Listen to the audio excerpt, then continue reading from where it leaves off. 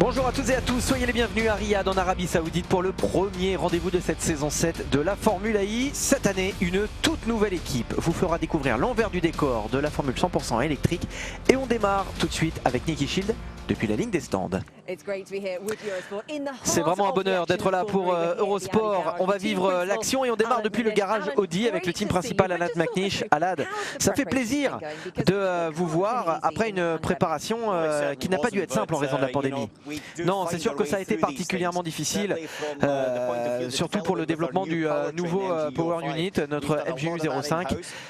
Et ça a demandé beaucoup de validation, beaucoup d'essais, de l'essai en piste mais aussi en dehors. On a eu du mal pour pouvoir le tester dans plusieurs conditions différentes, mais on a réussi à mettre un programme en place. C'est la même chose pour tout le monde et il faut que nous nous y adaptions. Vous devez être malgré tout très excité de ce nouveau Power Unit, mais plus encore, parlons de vos pilotes. Lucas Di Grassi est de retour, lui qui est là depuis le début de l'aventure Audi, alors que vous accueillez René Rast, le triple champion du DTM. Ouais, les deux connaissent Audi vraiment très bien, indépendamment des catégories dans lesquelles ils ont couru. Ce sont des piliers du constructeur Audi, et il n'y a qu'à voir à Berlin à quel point René s'est rapidement intégré à cette équipe, à nos valeurs, et de mon point de vue il amène une dynamique très positive, absolument incroyable à cette équipe. Nous allons parler maintenant de la compétition. Si vous deviez choisir une équipe contre laquelle vous allez certainement avoir beaucoup de mal, ce serait laquelle? Je pense qu'il n'y en a pas une seule, c'est un ensemble de teams. Tous les pilotes, toutes les équipes vont être très compétitifs, ça va être extrêmement dur et de mon point de vue, ils n'auront pas le droit à la moindre erreur. Mais vous ne répondez absolument pas à la question. Peut-être que DS Techeetah peut être plus que jamais craint en raison des derniers résultats. Alan McNish, c'est un réel plaisir. Merci de nous avoir apporté ces quelques éléments pour rentrer dans l'envers du décor de ce début de saison de la Formule I. Et nous allons maintenant avoir un premier coup d'œil de cette nouvelle grille. 24 pilotes de classe mondiale vont s'affronter cette année en Formule électrique. L'année dernière, après une saison exceptionnelle, c'est Antonio Félix da Costa qui a décroché le titre.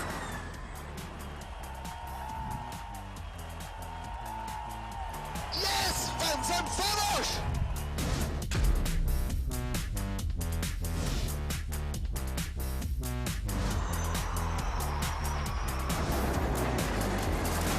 This is not how a factory driver works. He's not moving out of the way.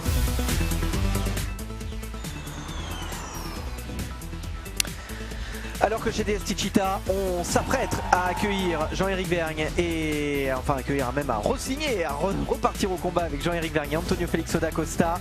3 titres mondiaux quand même. Chez Nissan Idas, on retrouvera les mêmes que l'année dernière, Sébastien Buemi et Oliver Roland. Tout comme chez Mercedes avec Zoveel Van Dorn et Nick De Vries. Oui, j'espère que nous pourrons nous battre pour le championnat cette année. Nous avons un très bon feeling. Je pense que nous avons un bon package. Chez Porsche, on retrouvera Pascal Wehrlein qui arrive aux côtés du triple vainqueur du Mans, André Lotterer. La grosse surprise de l'intersaison, elle arrive chez Jaguar, non pas par cet homme qui reste dans l'équipe britannique Mitch Evans, mais bel et bien avec l'arrivée de Sam Bird. Du coup, quid de Envision Virgin Racing? Eh bien, Bird sera remplacé par Nick Cassidy qui arrive de la Super Formula aux côtés de Robin Fringe. On en a parlé, chez Audi, Di Grassi sera aux côtés de René Rast. Alors que chez Mahindra, un petit œil avec Alex Lynn qui sera lui aligné aux côtés de Alexander Sims. Le voilà donc le duo Audi, on vient de l'apercevoir pour la dernière saison, vous l'avez compris, de Alan McNish à la tête de cette équipe Audi. On retrouvera chez BMW Jake Dennis, un rookie aux côtés de Max Günther, l'homme qui a décroché plusieurs victoires l'année dernière. 2 victoires exactement pour Max Günther. Tout est possible cette année, ça va être une compétition extrêmement dure, mais évidemment je viens pour gagner, je veux me battre pour le titre, c'est clairement mon objectif. On retrouvera Eduardo Mortara chez Venturi, mais à ses côtés, un Français, Norman Nato, sera aligné par l'équipe désormais menée par toujours Suzy Wolf, mais également Jérôme D'Ambrosio. Quant à Nio, on retrouvera Oliver Torvé et Tom Blomqvist.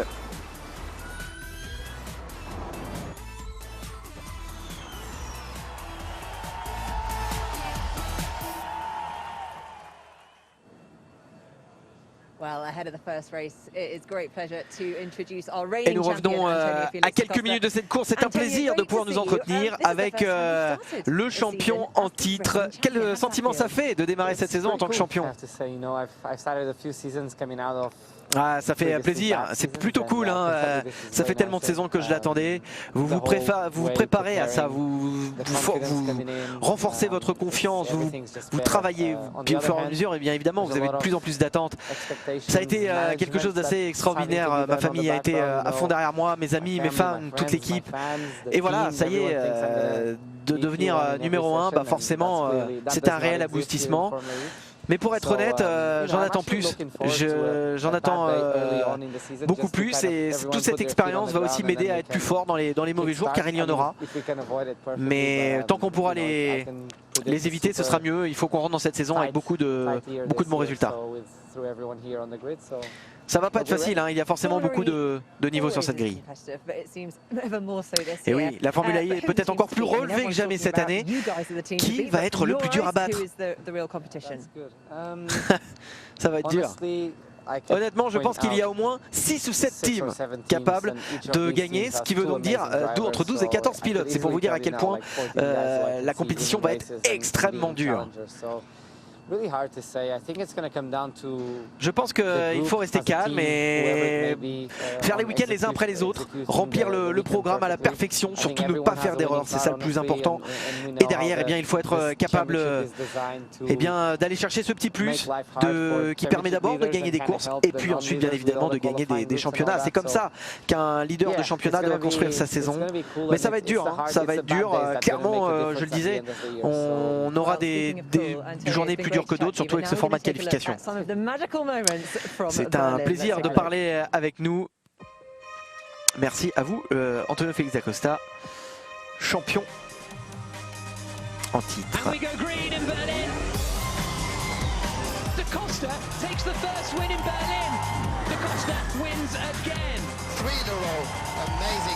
Antonio Felix da Costa, the champion of Formula E.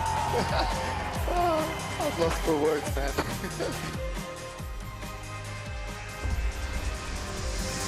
When you accomplish a goal like that, it's the ultimate feeling. But one thing I realized is ce qui est incroyable, c'est que finalement nous avons décroché quelque chose d'absolument incroyable. Nous avons réussi à finalement matérialiser tout ce projet, tout ce programme que nous avons mis en place. Mais il faut garder les pieds sur terre, il faut rester conscient qu'on peut de nouveau être battu, qu'il y a un très gros potentiel parmi beaucoup d'équipes et j'espère ressentir ce sentiment très bientôt. Oui, j'ai eu un retour absolument incroyable. Vous savez, le Portugal est un petit pays où nous prenons soin les uns des autres. Lorsque je suis rentré, j'ai eu le plaisir d'être reçu au palais par le président qui m'a remis la médaille d'honneur. C'était absolument incroyable. J'ai même eu l'occasion de piloter la voiture championne dans les rues de Lisbonne, devant mon public, devant mes amis et ma famille. Et c'était une manière pour moi de partager ce succès avec eux. C'était vraiment génial. Et je voulais aussi envoyer un message extrêmement fort dans les rues les plus polluées de Lisbonne.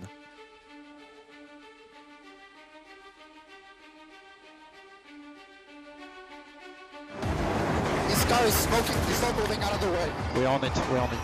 No, you're not. He's closing the door. We can win this race. Idiot. Ouais, forcément, quand une équipe embauche 2 pilotes, eh bien, il y a des tensions, il y a des frictions, surtout quand c'est 2 pilotes de classe mondiale qui veulent le titre. Nous sommes des mâles alpha finalement.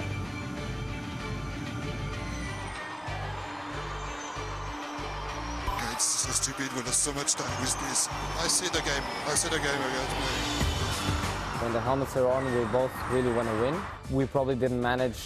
Alors forcément, quand on ferme la visière du casque, nous avons qu'une envie, c'est de gagner la course. Mais après, Jeff est un pilote absolument incroyable pour qui j'ai énormément de respect et ça reste un immense champion, double champion même. Il est rapide, extrêmement rapide, il faut voir tout ce qu'il a apporté à cette équipe aujourd'hui plus que jamais et je me considère malgré tout très heureux de l'avoir comme coéquipier. Je pense qu'on va encore avoir une saison extrêmement fun. Voilà, le soleil est en train de se coucher sur Riyad et dans quelques instants, nous allons pouvoir vivre ensemble l'ouverture de cette saison. Dans quelques instants, la première course de cette saison 7 de la Formule E. Championnat du monde FIA depuis cette année. Peut-être une des saisons les plus imprévisibles depuis le début de la catégorie. En tout cas, une course qui s'annonce 100% électrique. See you shortly.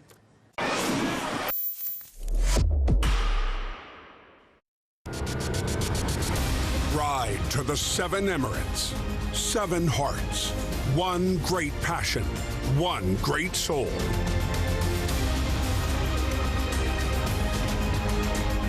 The one and only World Tour race in the Middle East. De lumière. Voilà de quoi Paris est faite. La lumière de l'avant-garde, la lumière de l'audace.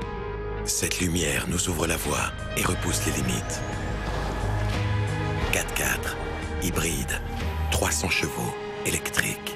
De l'audace naît l'excellence. DS7 Crossback Eaton's 4x4, hybride rechargeable. Essayez-le pendant 24 heures.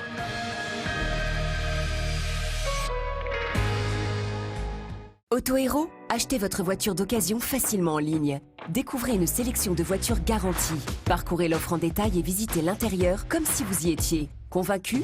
Vous commandez. Autohéros livre gratuitement. Et vous êtes couvert avec le retour sans frais sous 14 jours. Autohéros, achetez votre voiture facilement en ligne. Assez de prise de tête. Assez des imprévus. Eh Volkswagen, emmène-nous à l'école. En revanche, ça, on n'en a jamais assez. Un beau jour dans une jolie forêt. On n'en fera jamais assez pour la famille. Nouveau Tiguan hybride rechargeable.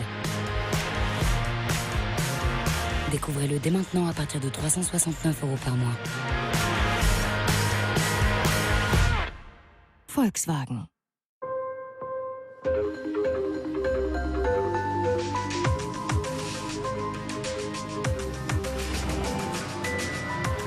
Se mobiliser. Réinventer. Continuer à avancer. Pour nos 339 000 clients professionnels et entreprises, nous sommes mobilisés. C'est vous l'avenir. Société Générale. Oui, monsieur, c'est ça. Il vous suffit de la charger la nuit comme votre téléphone. C'est si simple. Et regardez toute cette place. Vous avez l'air de quelqu'un qui aime faire des économies, pas vrai? Juste 2 € pour 100 km. Voilà ce que ça va vous coûter. Et en plus, vous avez la possibilité... Allez, on va être en retard. Bon, faut que j'y aille. Nissan Leaf 100% électrique, la berline familiale idéale. Pendant le mois de l'électrique chez Nissan, profitez de 13 000 € de prime à l'électrique pour tous pour l'achat d'une Nissan Leaf.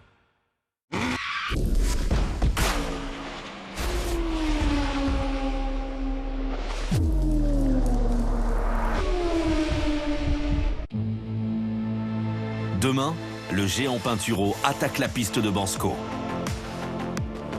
Et le frisson de la vitesse chez les dames.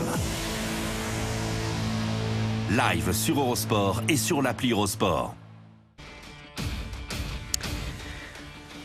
Nous sommes en direct depuis Riyad, en Arabie Saoudite. Bonjour à toutes et à tous, ou bonsoir, plus précisément plongé dans la nuit au milieu du désert pour les premières courses de Formule électrique de l'histoire nocturne.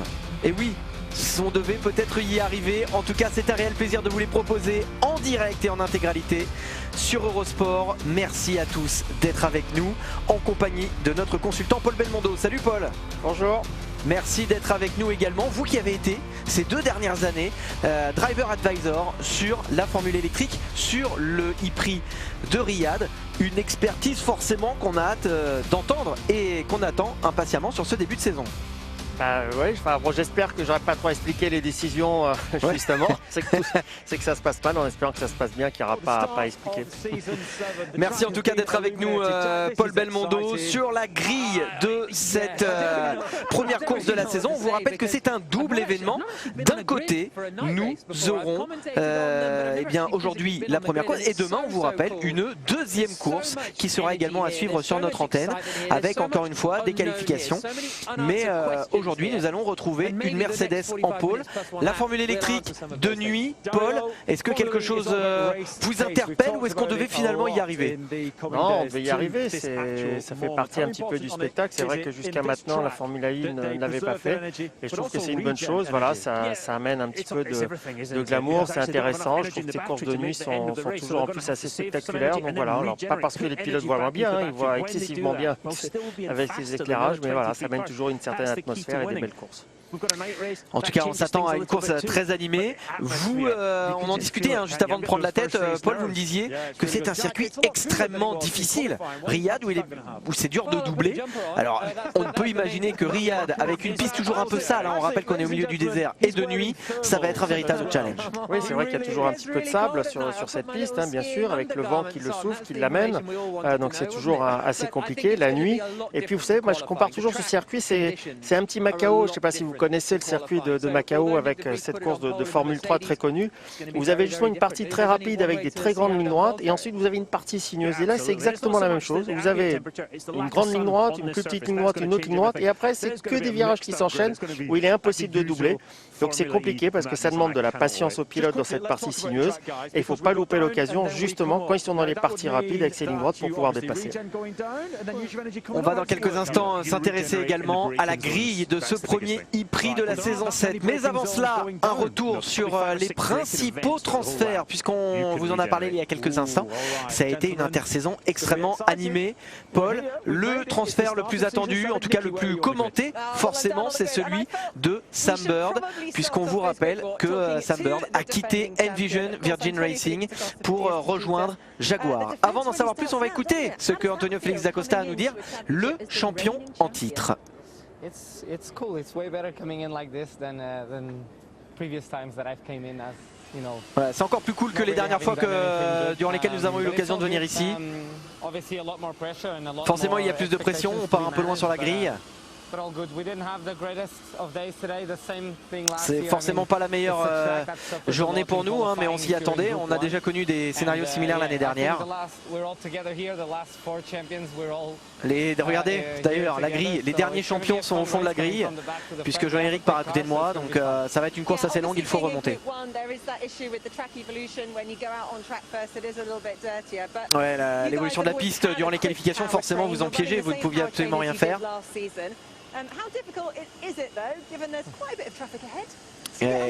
On imagine que ça va être compliqué de rejoindre le podium. Ouais, je pense que c'est un des pires circuits où on doit attaquer, on peut doubler. Ouais, on a une voiture qui est rapide, on espère quand même pouvoir remonter. Bon, je pense que ça va être une course quand même assez fun. On espère surtout pouvoir faire mieux demain. Et voilà, on va essayer de sauver au maximum les meubles aujourd'hui. Et on rappelle que Antonio Félix da Costa était le premier vainqueur. Il s'était imposé avec BMW ici en 2018 à l'époque pour le tout premier e-prix de Riyad. On retrouve Stoffel Van Dorn. Lui, c'est le dernier vainqueur de la saison 6 à Berlin. Vous étiez aussi dans le premier groupe de qualification et vous partez donc aussi assez loin. Ouais, forcément c'est toujours un peu compliqué les qualifications lorsqu'on est dans le premier groupe, la piste est sale. Mais en plus je me retrouve loin sur la grille entouré d'autres pilotes qui sont vraiment très forts, vraiment très vite. On va essayer de remonter au mieux. Paul, ces qualifications, on en parle tout tout le temps. Alors, quand on tirait au sort les groupes, forcément, eh bien, ça faisait polémique. Et maintenant, eh bien, on rappelle le procédé du côté de la Formule I. Les pilotes, les groupes sont définis par l'ordre du championnat. Là, en l'occurrence, on a pris le classement du championnat de l'année dernière. Les 6 premiers du championnat de la saison 6 partaient dans le premier groupe et donc avaient la piste la plus sale. Ouais, et puis surtout sur un circuit comme Riyad, hein, comme on l'a dit tout à l'heure, avec le fait qu'il y ait du sable qui vient du désert, en plus une asphalte qui a été refaite, neuf. Donc tout ça a vraiment handicapé au moins les 2 premiers groupes et ils ont vraiment payé les pots cassés et ils peuvent rien faire. Hein. C'est vraiment très difficile, mais c'est comme ça, c'est le championnat, ça donne du piment, ça permet peut-être à certains pilotes de marquer des points et de faire des résultats en début de saison. Et puis après, c'est eux qui se retrouveront justement à partir en premier et les autres qui pourront bénéficier d'un meilleur groupe pour les qualifs. Donc ça s'équilibre relativement bien pendant la saison après, mais c'est vrai que sur la première course, c'est toujours un petit peu compliqué. Ouais, on va voir du coup comment tout cela justement s'équilibre. On se rappelle même que l'année dernière, certains pilotes n'avaient pas hésité à sacrifier une ou 2 places en course dans l'espoir de descendre d'un groupe, on va dire, sur le meeting suivant pour ensuite être en mesure d'aller gagner des courses et prendre un max de points. C'est quand même assez fou l'impact. Avant de revenir à ces qualifications, on va rejoindre Alex Lynn, le pilote Mahindra, sur la grille. À quoi ressemble un petit peu la course sur ce circuit? Même si j'ai eu l'occasion de faire quelques courses de Formule I, c'est la première fois que je roule ici et c'est hyper rapide. Il y a des sections très sinueuses, mais on a aussi des enchaînements extrêmement rapides. C'est vraiment sympa à rouler, mais aussi assez serré.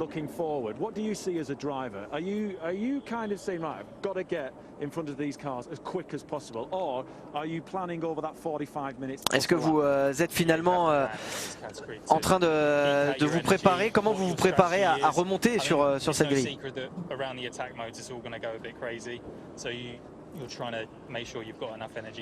Ouais, encore une fois, la gestion de l'énergie va être essentielle.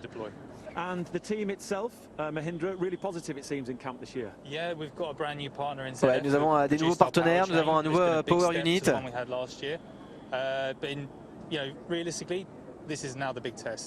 Mais ça va être un premier test grandeur nature. Et nous allons voir un petit peu, nous aurons forcément plus d'informations, plus d'éléments après cette course. Et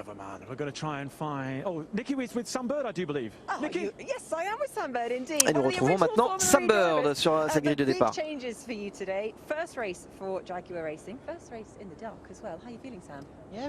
Première course pour Jaguar. Après, vous vous rappelez que vous avez gagné ici la première course de la saison 6 l'année dernière. Ouais, on part un petit peu loin, on savait qu'avec le premier groupe il n'y aurait pas de miracle, c'est comme ça. Mais j'ai hâte de faire ma première course avec Jaguar, voir un petit peu où on se situe réellement en conditions de course, de prendre d'emmagasiner de l'expérience avec cette équipe, de ramener des informations.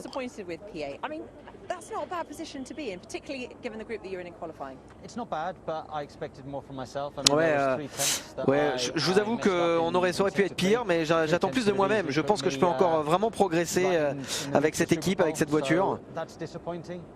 Forcément, c'est décevant de partir si loin sur la grille, mais je pense qu'on a une bonne possibilité de pouvoir remonter. Et on va tout de suite du côté d'Alexander Sims.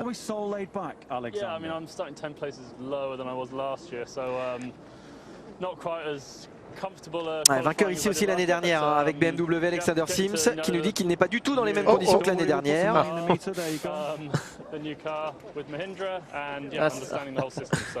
Ouais, alors là, on a été un peu surpris par cette Ola. C'est vrai qu'on a beaucoup, pardonnez-nous, on a quand même énormément de traductions. Alors c'est bien d'avoir les pilotes en interview, mais il y a un moment, bon, on essaye quand même de garder un peu de contrôle. Voilà.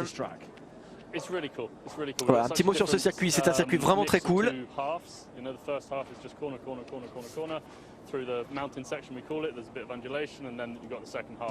Ouais, il y a la première partie du circuit qui est plutôt technique, après on a pas mal d'enchaînements. J'ai vraiment hâte de pouvoir disputer cette course sur ce circuit. Ouais, pour l'équipe, j'ai encore beaucoup à apprendre, il faut encore, je trouve, mes marques. Mais je pense que ça peut être une première journée plutôt positive pour moi dans cette équipe. There you go. All right. Let's see if we can. Oliver Rowland, can we have a quick chat? Yeah, quickly. All right, here we go. Et là, on a notre ami qui veut absolument faire de l'interview. Hein. Je sais pas s'il est payé à l'interview, notre camarade là, mais Oliver Rowland a quand même enlevé sa cagoule exprès. Il est cool, il est cool. Ah oui, il est vraiment cool là. I think we've got a good car. Hopefully we can move forward. It's a bit of a balance because you don't want to be in Group 1 again tomorrow. So either you want to be on the podium. Oui, part très vite. Pardon, qui nous dit en 2 mots que la voiture est vraiment performante, que ils sont plutôt optimistes et qu'il espère pouvoir remonter. Ouais, mais il veut pas faire un trop bon résultat parce qu'il veut pas partir dans le premier groupe demain. Voilà. C'est pour ça que je rigolais. C'était aussi ça la fin de l'intervention. Désolé, ça m'a fait rire, ça m'a surpris. Évidemment, on se retrouve, on découvre ce circuit de Riyad. Nous le disions, vous avez été driver advisor là-bas. Vous le connaissez bien ce circuit? Oui, je le connais bien. C'est un circuit très intéressant, comme le disaient tous ces pilotes. Bon, vous voyez cette partie-là qui est une partie très sinueuse, qui est rapide aussi, où justement il faut essayer d'utiliser le plus possible de pistes. Hein, mais là, comme l'explique Franchetti, vous voyez la piste descend ici avec un virage rapide à droite, et vous avez tout un enchaînement comme ça. Et c'est vraiment pas évident parce que voilà, c'est sur un circuit normal, hein, vous avez un peu plus de place quand vous arrivez dans ces parties sinueuses. Là, ici, non. Et puis l'extérieur de la piste est très très sale. C'est-à-dire que dès que vous sortez un tout petit peu de la trajectoire, ce qu'il est en train d'expliquer, eh bien c'est terminé. Hein. Vous perdez, vous risquez d'aller taper le mur. Et il est juste là. Hein. Pendant toute la course, il vous fait des petits signes en disant viens me voir, viens me voir. Hein. Donc je peux vous dire que pour les pilotes, c'est compliqué. Ouais, on avait vu d'ailleurs dans ce virage même l'année dernière, Eduardo Mortara se louper au moment du départ. Il était hors trajectoire et il avait bloqué. On vient de voir il y a un instant le virage 14. On a vu beaucoup de pilotes aller taper le mur, alors principalement dans ce virage 14, mais beaucoup de pilotes jouaient avec la limite durant les qualifications. Plusieurs ont tapé et on voit que de plus en plus les voitures deviennent de plus en plus sophistiquées puisque l'impact en casse est de plus en plus important. On avait l'habitude de dire que ces Formule I étaient des tanks, elles deviennent quand même de plus en plus fragiles, Paul. Je pense qu'elles sont toujours aussi solides. La seule chose, c'est qu'elles vont de plus en plus vite, donc l'impact est plus fort, et lorsqu'ils sortent justement maintenant de la trajectoire, l'impact est violent, donc c'est aussi pour ça. Alors les voitures, bien sûr, et on a essayé un petit peu, il ne faut pas les faire trop solides parce qu'après les pilotes ont un peu tendance à abuser pendant la course, à se mettre des coups de roue, et c'est assez compliqué, mais c'est aussi la vitesse qui a augmenté.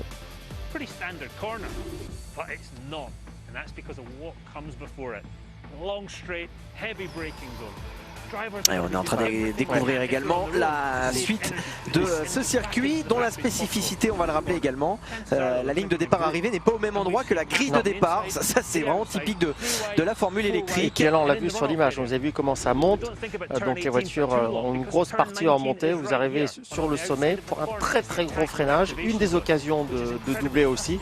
Et puis il y a l'attaque mode qui est juste derrière cette partie-là, donc très souvent c'est un peu la confusion parce que les pilotes essayent de se placer pour aller chercher l'attaque mode un petit peu avant le freinage, et tandis qu'un autre peut essayer de doubler aussi. Donc c'est toujours un endroit du circuit assez chaud avec du contact entre les pilotes. Et voilà, on découvre également le dernier secteur et ce dernier virage qui aura été extrêmement délicat et qui a vraiment animé les qualifications. On aura l'occasion d'en reparler dans quelques instants. À tout de suite.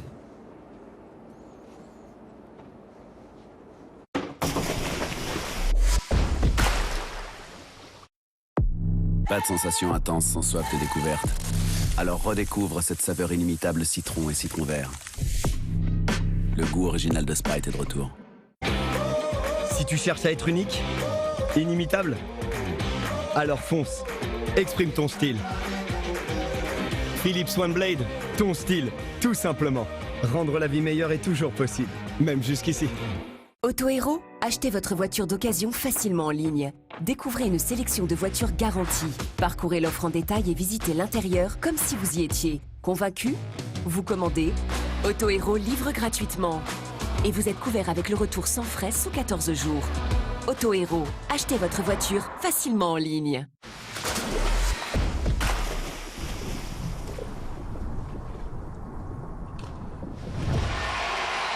Avec le championnat du monde FIA de Formule E, accélérons vers la mobilité électrique.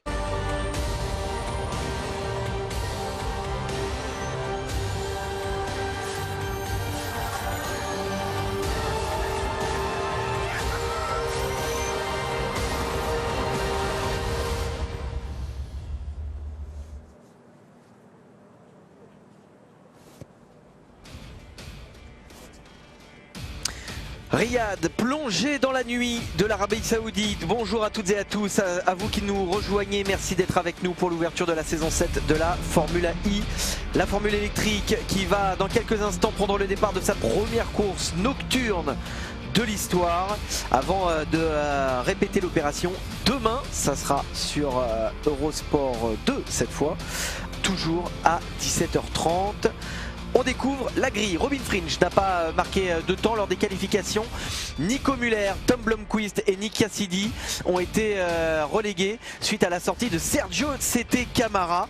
Un temps réalisé sous drapeau jaune suite à la sortie de Camara. Les temps ont été annulés, partent en fond de grille. Jean-Éric Vergne, Antonio Félix da Costa, Sébastien Buemi, Lucas Di Grassi, Stoffel Van Dorn. Que des stars du premier groupe de qualification qui eux ont beaucoup souffert avec la piste sale du premier groupe. Ils partent en fond de grille. On retrouvera en 14e place Jake Dennis, derrière Oliver Turvey. La première course de Formule électrique pour le français Norman Nato qui va rouler chez Venturi.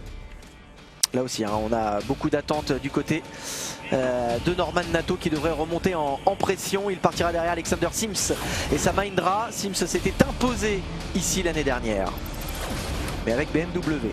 Oliver Roland partira 10e derrière Max Günther, le pilote de pointe de BMW, qui partira derrière Sam Bird. Sam Bird qui depuis la 8e place va donc prendre son premier départ avec Jaguar. Sam Bird est le seul pilote de l'histoire de la Formule électrique à avoir gagné une course toutes les saisons. André Lotterer partira depuis la 7e place alors que Mitch Evans lui partira 6e.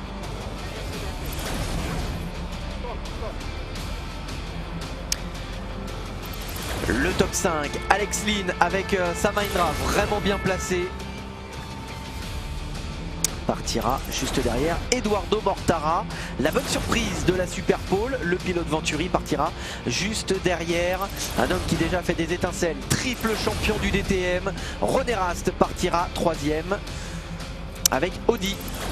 On retrouvera en première ligne Pascal Verlaine avec la Porsche. Lui qui partira aux côtés du poleman. C'était sa première pole en Formule électrique. Nick De Vries et Mercedes s'élanceront donc depuis la première position.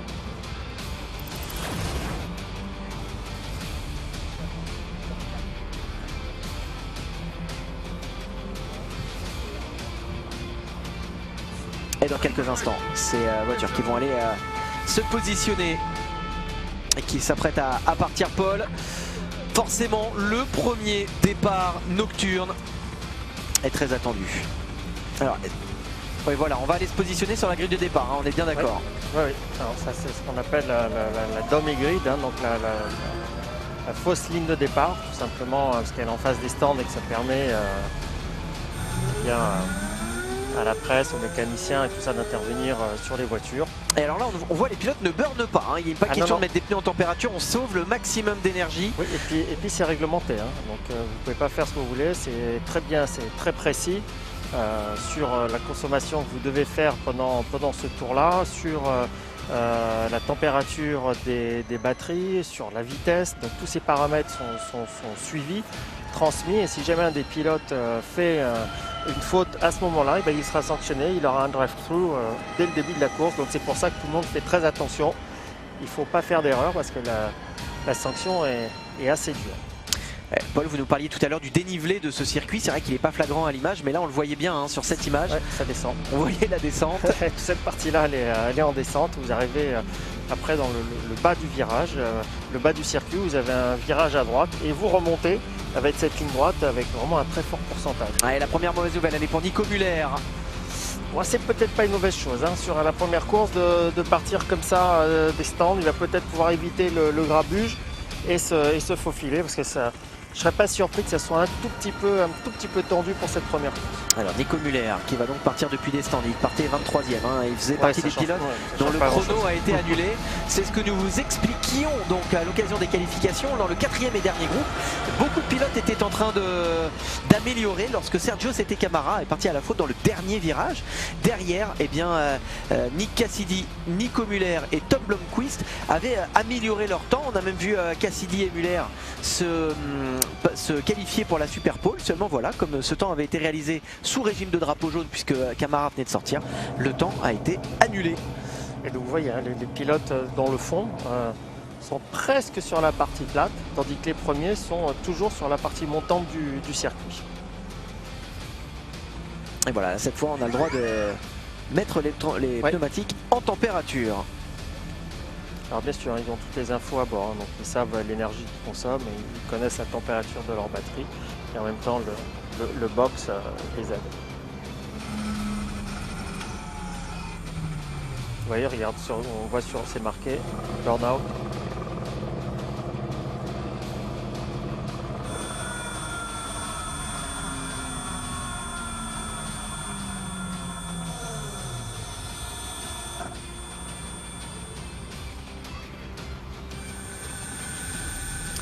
C'est l'ouverture de la saison 7 de la Formule électrique, soyez les bienvenus, plongez dans la nuit de Riyad en Arabie Saoudite. Dans quelques instants, la première extinction des feux sous le regard de l'équipe DS Techeetah, championne en titre des pilotes avec Antonio Félix da Costa qui avait succédé à Jean-Éric Vergne, le français double champion.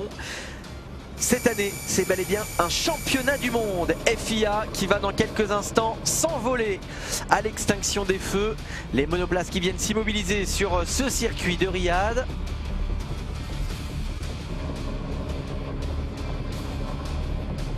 Et tout le monde semble prêt, les feux restent verts pour l'instant sous le regard de notre consultant Paul Belmondo. Oui, la procédure, on a vu un launch armed, son procédure de départ est enclenchée. Nick De Vries, le pilote Mercedes, est en pole position devant la Porsche de Pascal Wehrlein. On retrouve derrière l'Audi de René Rast et la Venturi d'Eduardo Mortara. Le très bon envol du poleman Nick De Vries, alors que derrière, envol un peu difficile pour Pascal Wehrlein qui va être attaqué par l'extérieur par René Rast. Rast qui finalement va devoir s'incliner. Wehrlein résiste, ça sort large du côté d'André Lotterer. C'était limite, son retour en piste. Ça s'est bien passé. Ouais, André Lotterer qui revient en piste derrière. La Mahindra. Est-ce que c'était bien une Mahindra? Oui, c'était celle de Alexander Sims. Alors on les voit d'ailleurs en bataille devant Mitch Evans en bataille, lui avec Alex Lynn et avec Max Günther. Qui a réussi Mitch Evans, qui a réussi un bon départ. Et De Vries qui tout de suite va essayer de creuser l'écart. Quelle journée absolument incroyable pour les hommes de Mercedes. Ouais, meilleur temps pour Mercedes hier en première séance d'essai libre. Meilleur temps ce matin lors de la deuxième. Et la pole position, c'est clairement les hommes à battre. Ouais, Nick De Vries qui va très très vite. Déjà on a vu l'année dernière qu'il était rapide. Il commençait à monter vraiment en puissance au fur et à mesure de la saison. Et là il fait le meilleur début qu'il pouvait faire. En tout cas on va voir, la course va être longue bien sûr. Mais en tout cas il a réussi la pole, il a réussi à prendre un bon départ. Après, il y a la gestion de l'énergie qui va être importante.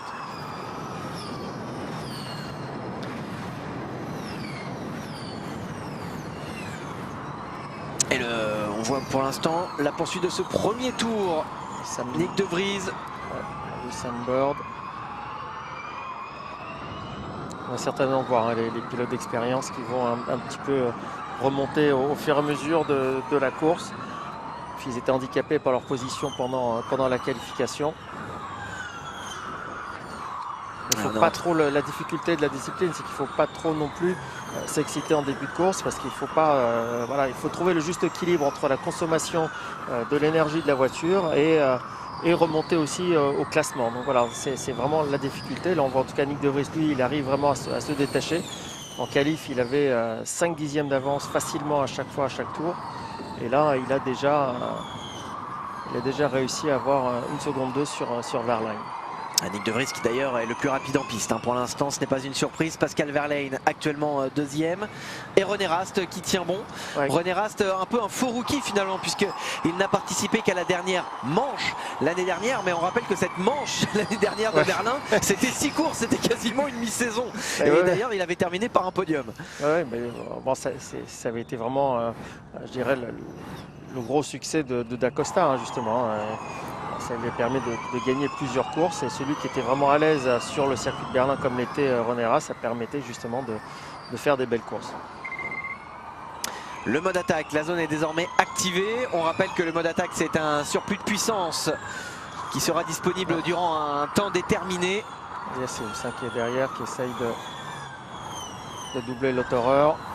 qui est vraiment dans sa boîte de vitesse. Ouais, malheureusement, Sergio Settecamara, lui de son côté, est dans les stands. Retour sur la bataille. Alex Sims, le nouveau leader, hein, on a envie de dire, de l'équipe Mahindra, après les départs successifs de Pascal Wehrlein, puis de Jérôme D'Ambrosio.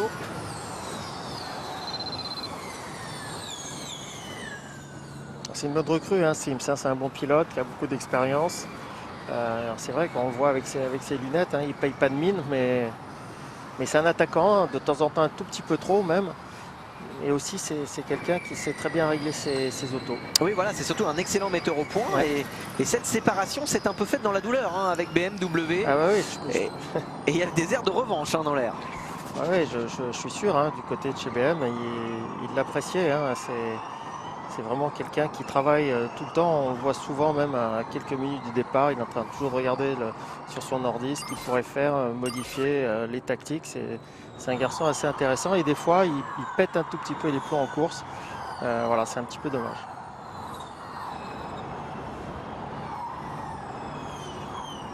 Et le voilà, René Rast. Nous vous en parlions de ce garçon qui s'est adapté extrêmement vite l'année dernière à Berlin avec un podium à la clé. Signé dans la foulée, hein, pour cette saison 7 avant de terminer sa carrière en DTM en beauté avec un 3e titre. Nous sommes embarqués avec Pascal Wehrlein, qui revient un petit peu, hein, après que la nouvelle recrue de Porsche. Ouais. Toute petite faute, on a vu De Vries dans ce virage et il est en train de revenir, Pascal Wehrlein. Alors est-ce que tout simplement De Vries est en train d'essayer d'économiser un tout petit peu la batterie? Je me demande si l'asphalte n'est pas en train de casser. Je trouvais qu'il y avait beaucoup de gravier.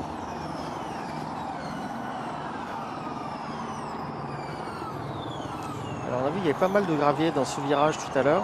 On va surveiller, regarder ce qui se passe.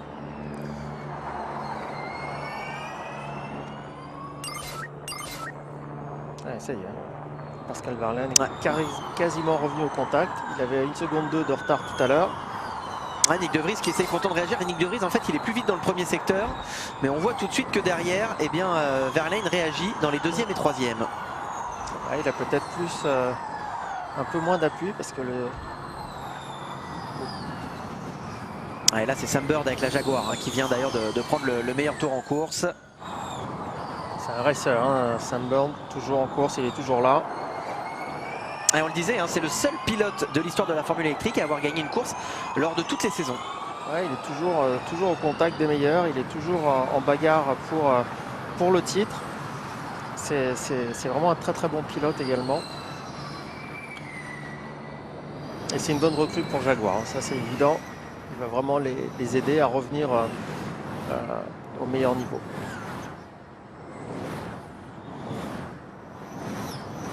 Mitch Evans aussi, hein, pareil, hein, il n'a pas réussi encore vraiment à concrétiser complètement son potentiel, mais c'est aussi un bon pilote. Ah, je pense que chez Jaguar, c'est peut-être ce qu'il manquait, c'était un Sam Bird un peu plus posé. Et voilà, consommation, hein, c'est ce qui explique pourquoi il a ralenti un tout petit peu. Ouais, il était en train de trop consommer. Ouais.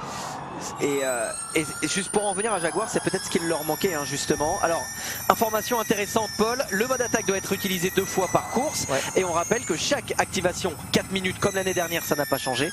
Et c'est un surplus de 35 kW, soit 17% d'augmentation de la puissance de la voiture. Et il doit être utilisé avant la fin de la course, bien sûr. Et il ne peut pas être utilisé sous safety car. Très important. Alors ça c'est très important et je pense pas qu'on aura trop le cas ici vu qu'on est de nuit, mais on a déjà vu des cas où justement lorsqu'une voiture est dans le mur, les pilotes se dépêchent de plonger dans la zone de mode attaque pour l'activer avant le safety car afin de le brûler. Il faut savoir que ce mode attaque donne un surplus de puissance mais surchauffe les batteries et que beaucoup de pilotes aussi, eh bien Paul vous le savez mieux que nous, c'est un handicap finalement ce mode attaque souvent. Voilà, donc là justement on lui fait, Eileen, on lui explique un petit peu, hein, de ne pas trop consommer pareil, hein, sa batterie. Oui, tout à fait. Alors il y a des circuits où le mode attaque est utile et aide vraiment. Et puis il y a des circuits, il est handicapant. Et ici, si je me souviens bien, l'année dernière, c'était pas génial. C'était compliqué le mode attaque. Alors, on va voir cette année, peut-être avec le nouvel asphalte, ça va être différent. Mais l'année dernière, les pilotes avait vraiment attendu la limite de la limite pour pouvoir l'utiliser.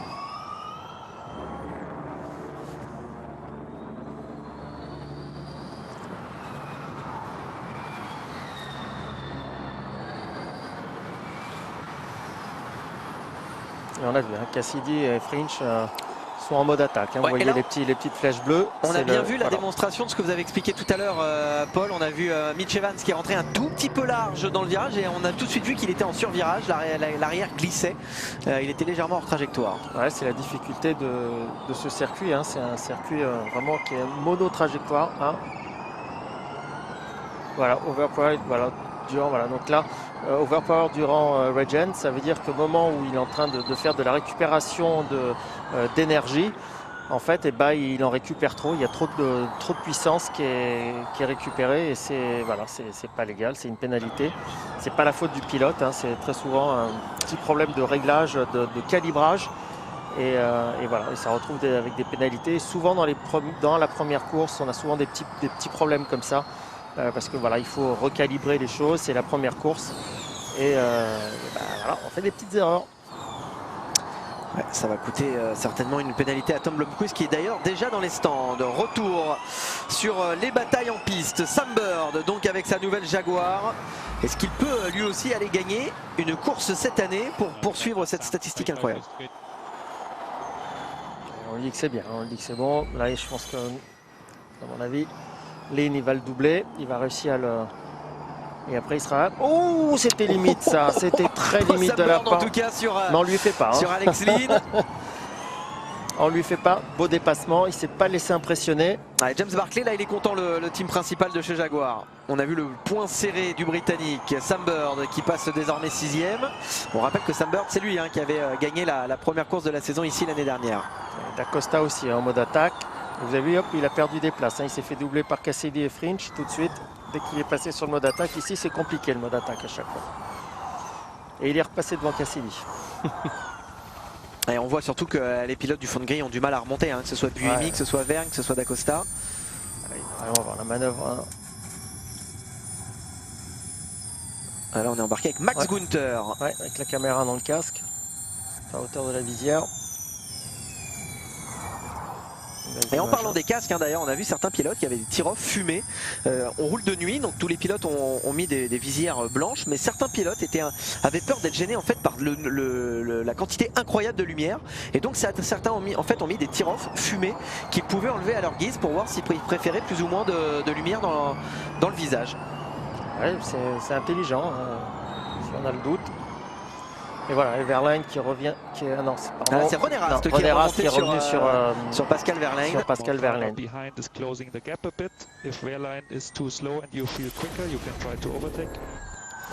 Drapeau jaune. Le pilote qui a dû tirer tout droit. Drapeau jaune déjà enlevé. On est en train de suivre les chronos en fait de Pascal Verlaine, puisque comme Nick De Vries tout à l'heure, il y a peut-être eu une alerte de consommation. Il a ralenti son rythme, le pilote Porsche. Et d'Acosta hein, qui remonte, qui a passé Jean-Éric qui a d'ailleurs activé son mode attaque. Qui a activé, donc peut-être il va repasser devant d'Acosta. Et on voit en fait ça change pas grand chose hein, parce que d'Acosta s'était fait doubler par Fringe et Cassidy. Et puis ensuite il les a redoublés, donc, mais il n'a pas eu de gain vraiment particulier, si ce n'est sur Verne, mais qui risque de le redoubler.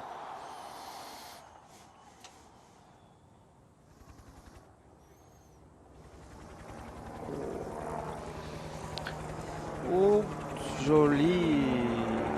Ouais, du coup il en profite pour l'activer. Oui, bien sûr, il active, il faut aller chercher l'attaque mode. On a bien vu à l'écran hein, tout ce qu'il a perdu comme distance en cherchant l'attaque mode. Maintenant il y a plus de puissance et on voit, vous voyez la lumière bleue sur le halo. Ça vous donne l'indication qu'une voiture elle est en attaque mode. Vous voyez la voiture au fond là-bas. Elle est en attaque mode. Alors on va rappeler Paul, lorsque le halo est éclairé en bleu, et là on ne l'a jamais aussi bien vu qu'aujourd'hui. Ouais, ah bah oui, de nuit c'est génial. Lorsque le halo en bleu, et là on en voit qu'il y a plusieurs, le halo clignote en bleu, c'est que le mode attaque est activé.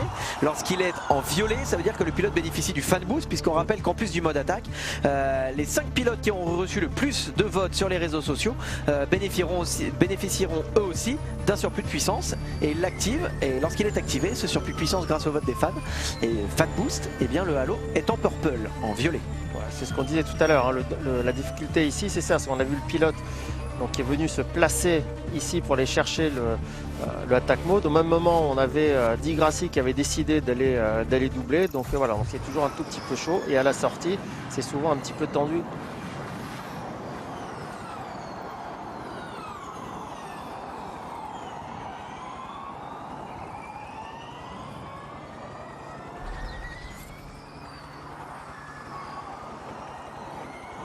De Vries qui a mis également activé son attack mode, Verlaine aussi, et Rast qui est second. Hein. Alors René Rast, deuxième et surtout qui n'a pas encore activé son mode attaque. Alors attention parce qu'avec le sien, Pascal Verlaine peut recoller tout de suite à l'Audi de Rast et reprendre cette deuxième place. Ouais, récupérer certainement, Rast a dû doubler Verlaine au moment où justement il a été cherché lorsque Verlaine a été chercher son attaque mode.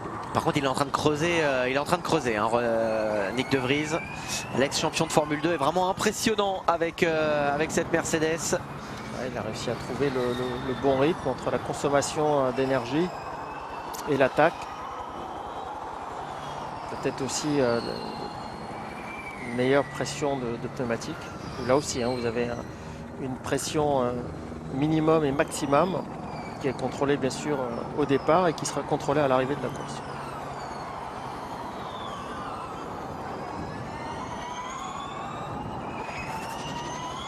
Ouais, c'est peut-être Verlaine qui est en train de faire c'est Rast qui est peut-être en train de faire la bonne opération.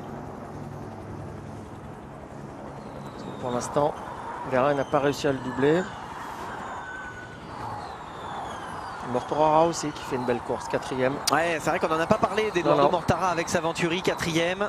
Mais pour l'instant, la course est vraiment solide.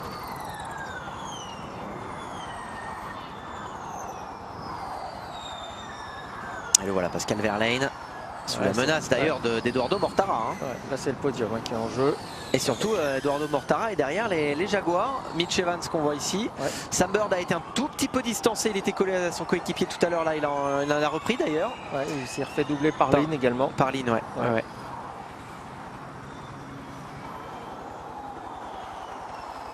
Ouais, ça survire un tout petit peu dans ce virage droit. On a vraiment beaucoup d'appui sur le pneumatique arrière. So we push until T18, attack mode now. Delta. On lui a dit, hein, on attaque maintenant. Et voilà, il va chercher l'attaque mode. Il se perd une, voire deux. Voilà, il a réussi à perdre qu'une place. Ouais, ça a été bien géré hein, de la part d'Eduardo Mortara. On voyait il y a quelques instants dans cette équipe Venturi Suzy Wolf, la team principale, accompagnée désormais de Jérôme D'Ambrosio, nouveau consultant dans cette équipe, l'ex-pilote Mahindra. Il a réussi à ressortir juste devant Lynn. Maintenant, il a un surplus de puissance. Il peut peut-être aller chercher Evans. Verlaine, c'est terminé. Et ça ne m'étonnerait pas qu'on voit René Rast aller plonger et prendre l'attaque mode. Ouais, René Rast hein, qui a presque 3 secondes d'avance sur Pascal Verlaine, malgré que Verlaine ait eu le mode attaque.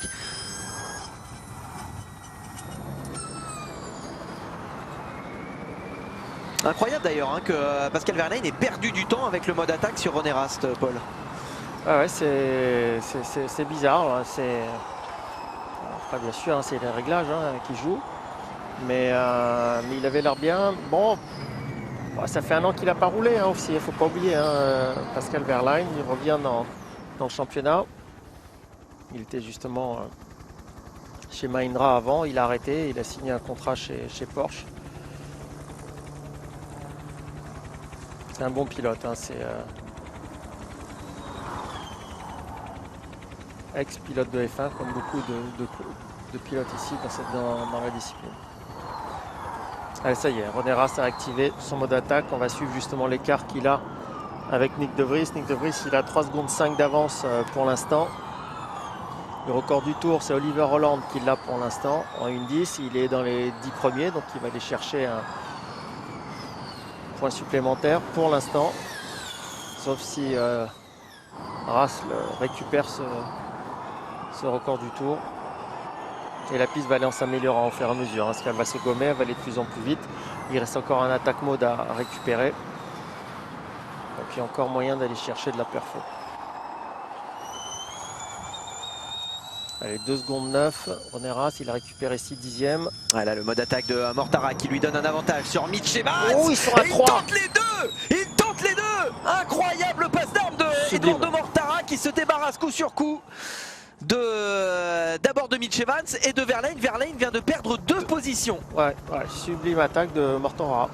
Vraiment, c'est vraiment un pilote. Alors, je me souviens, les premières années, il avait du mal. Et puis pareil, il monte en puissance. Alors et puis, là, incroyable attaque. Et puis la confiance du team de Susie Wolf qui fait qu'il a vraiment fait là, il a fait une manœuvre sublime. Parce que là, ils sont passés à 3. Peut-être on va le revoir, je sais pas, mais c'était vraiment une belle attaque. Et ça y est, un record du tour pour René Rast, on le sentait venir, qui est passé sous les 1:10.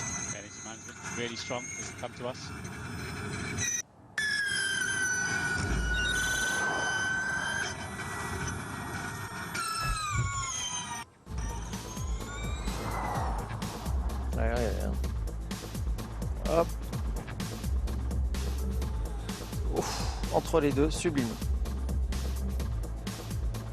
Et Verlaine, il l'a pas vu venir.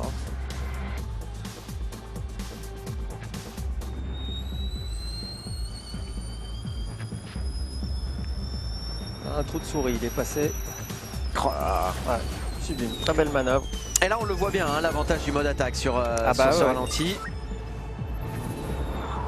Oui, en 2. Le premier, le deuxième.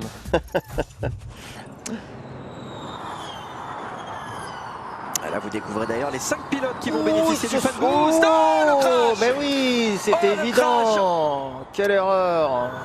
Ah, quel dommage que la course se termine comme ça. Alex Lynn qui est dans le mur et qui avait fait un très bon début de course. Et Sam Bird pour sa première course avec Jaguar. Là, il va y avoir un safety car, je pense. Peut-être pas. Ouais, c'est Lynn. C'est bon, ils vont repartir. Il y a des débris, attention aux crevaisons. Il y a des débris à l'extérieur du virage. Ouais, dans la police, c'est terminé. Là, il va s'arrêter, il faudrait qu'il arrive. Ouais, on risque, oui, l'avant gauche est complètement plié. On risque d'avoir un safety car. Ouais. Et alors, un safety car. Là, on va pouvoir avoir l'avis d'un driver advisor. Il faut attendre les autres images parce que là, pour l'instant, je charge Lynn, mais j'ai pas tout vu. Hein. Donc là, je l'ai chargé, mais bon, il faut attendre voir toutes les images à disposition quand même. Plus les datas et ainsi de suite, mais apparemment, il m'a semblé que Lynn a été un petit peu dur dans l'histoire. Maintenant, on va revoir les images, mais alors après, ce qu'on ne sait pas, il y a peut-être eu un petit peu d'échauffement avant. Ah, ça c'est possible. Connaissant Sam Bird, c'est possible. Voilà, il y a peut-être eu un petit peu d'échauffement avant et Lynn, il montait en pression. Alors, on va regarder ce qui s'est passé, ce qui change vraiment tard. Regardez, hop, et là il va refermer complètement. Il change 2 fois de trajectoire. Non, là c'est sa faute 100%. Ah non, puis il change 2 fois et puis en plus il le tasse contre le mur. Non, il n'a pas le droit. Sam Bird ne peut absolument rien faire. Il ne peut rien faire. Et puis vous pouvez changer une seule fois. Il change de trajectoire, il rechange, mais en plus il rechange trop tard. Ouais, bah là. Alors, là, Sam Bird il ne peut rien faire. Là, il se passe une fois à droite. Hop. On regarde. Donc là, il va faire un premier mouvement à gauche ici et il va refaire un deuxième ici. Voilà. Ah bah là, il peut absolument rien faire, Sam Bird. Bon. Ah oui, ça y est. Maquet. Qu'est-ce que t'as fait? Ouais, mais alors là, ça repart. Et sous safety car, eh bien, il aura perdu des positions, mais il va pouvoir rejoindre la file. Tout à fait, il va pouvoir rejoindre la file. Bon, il va se retrouver loin, hein, mais il est toujours en course. Il peut toujours espérer, même si ici on a vu, hein, c'est compliqué de doubler, mais il peut encore espérer d'aller chercher des points. Mais ça relance la course d'un autre côté, parce que du coup, eh bien, l'avance de Vries, eh bien, elle va être mise à 0. Mortara, eh bien, il se retrouve 3e collé. Voilà, donc ça va nous donner une fin de course intéressante. Suivant le nombre de tours, bien sûr, du safety car, eh bien, on va réduire la capacité de la batterie. Donc ça aussi, ça va nous donner de l'intérêt pour la fin de course. Et il reste encore un attack mode, sauf pour Sims, qui l'avait enclenché avant, donc ce qu'il avait le droit de faire. Donc il va repartir, il sera débarrassé de ses attack mode. Donc on va surveiller ce qui va se passer pour Sims, parce que lui, il l'avait enclenché. Donc c'est peut-être le petit bénéficiaire de cette situation, parce qu'il va être en peloton. Et les pilotes devant lui vont devoir passer par la TACMO. Donc il peut peut-être récupérer 1 ou 2 places grâce à ça. Alors, on va suivre forcément cette évolution.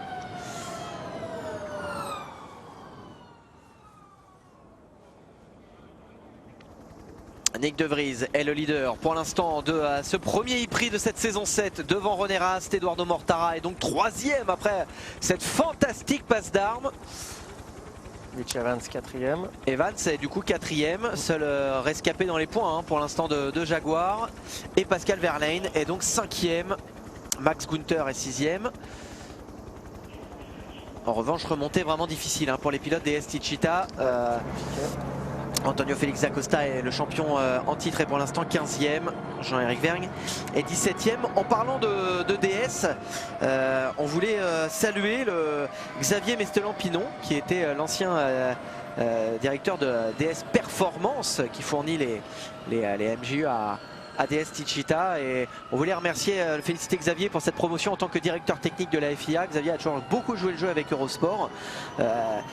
Voilà, en nous partageant toujours beaucoup d'informations, en nous aidant également à mieux comprendre cette formule électrique qui a parfois été un peu difficile pour nous, pour en comprendre toute la complexité.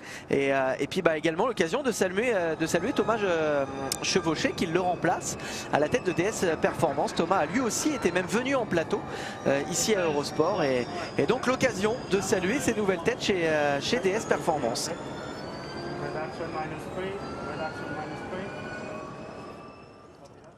Alors là, normalement, vu le... Non. Ils auront moins d'énergie pour la fin de la course. Alors, le safety car toujours allumé, donc il y a encore au moins un tour complet.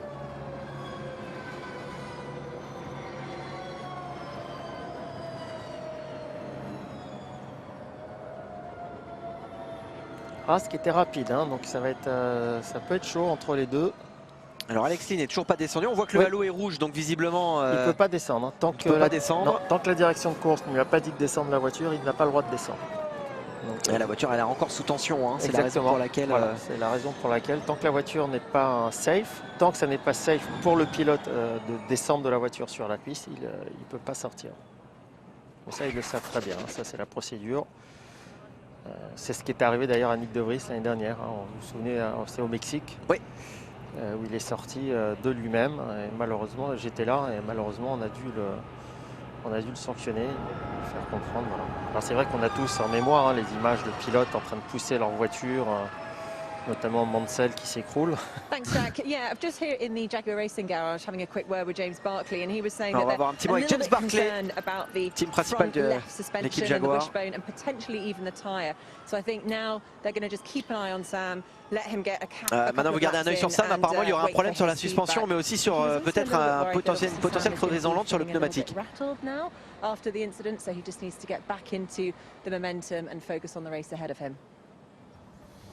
Et on lui a également dit de rester concentré sur la course qui allait se passer devant lui.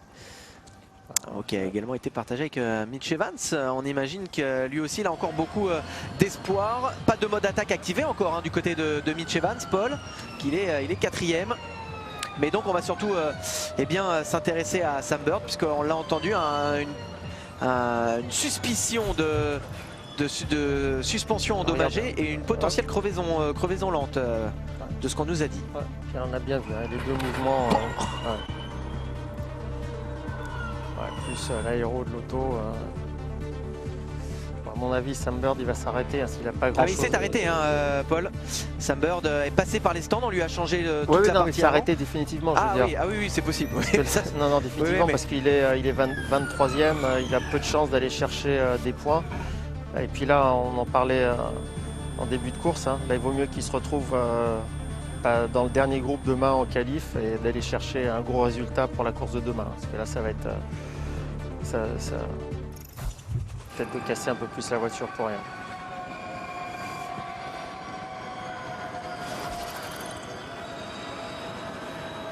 Et là, on va afficher l'énergie qui reste, l'énergie consommée.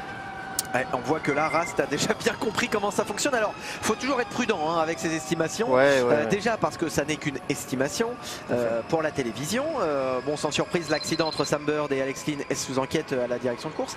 Mais c'est une estimation, mais surtout, ça concerne la quantité d'énergie, mais ça ne nous dit pas à quelle température de batterie sont ces voitures. Et parfois, une voiture peut avoir plus de pourcentage qu'une autre, mais avoir une batterie qui est en surchauffe totale, et bah, malheureusement, il ne va pas tirer bénéfice de ce 1 ou 2% qu'il a en plus. Alors là, un Rast, il a 1%. J'ai pas eu le temps de lire, mais il y avait quelqu'un qui avait encore 54%. Donc c'était bien plus que les autres, puisque la moyenne est à 51% à peu près de potentiel de batterie. Le but étant de passer la ligne avec 0. Alors la difficulté, parce que ça avait été le cas ici l'année dernière, justement avec le safety car, on avait réduit justement le potentiel batterie. Et c'est les pilotes doivent le gérer. Et je ne me rappelle plus qui c'était, mais il avait justement dépassé ce potentiel batterie et avait été disqualifié on à a l'arrivée de la André course. Lotterer dans les stands. Oui, j'ai vu, André on a vu Lotterer une dans les Porsche. stands, il était 7ème le pilote Porsche. On revoit le dépassement de Mortorara. Oh, là ça c'est beau, hein. Ça par contre c'est vraiment beau. Et on voit qu'il relâche plutôt, il lift, alors Will Regen, mais en tout cas il relâche plutôt Pascal Wehrlein. Alors on rappelle, hein, lorsque le pilote lift, il relâche simplement l'accélérateur. Donc en fait il se met presque, j'ai envie de dire vulgairement, en roue libre. C'est-à-dire qu'il va juste sauver de l'énergie en arrêtant d'accélérer sans pour autant faire du regen, puisque le regen récupère de l'énergie mais surchauffe la batterie. Tandis que lorsqu'il regen, il active et bien, là le frein arrière va tout simplement envoyer de l'énergie dans la batterie et ralentir la voiture. Et là, c'est deux choses bien distinctes que les pilotes font en fonction de la configuration du circuit, en fonction de ce que lui dit l'ingénieur. Mais c'est une notion qui est assez complexe, mais qu'il faut bien cerner entre lifter et régénérer. Mais là, Evans l'a un petit peu aidé quand même. C'est vrai qu'il lui a laissé un petit peu de place. Peut-être justement comme il était avec l'attaque mode, c'était intelligent. Et du coup, il n'a pas perdu de place, hein, parce qu'il a perdu une place sur Mortorara, mais il en a regagné une en doublant Wehrlein.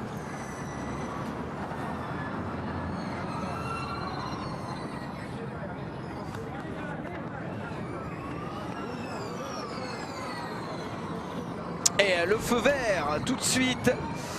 Les pilotes qui repartent au combat. Nyck De Vries toujours en tête devant René Rast. Mortara 3e, Mitch Evans 4e, Pascal Wehrlein 5e.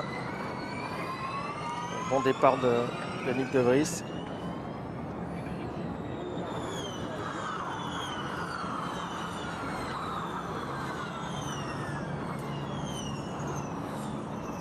Alors est-ce que l'autoreur c'était une pénalité qu'on n'a pas vue? Est-ce que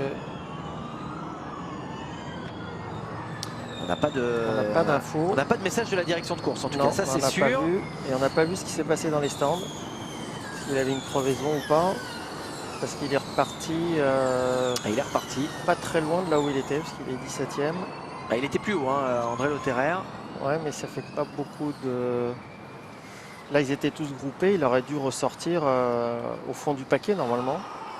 Alors qu'il est ressorti au milieu. Donc, s'il avait dû s'arrêter pour faire une mécanique, il a peut-être juste fait un drive-through.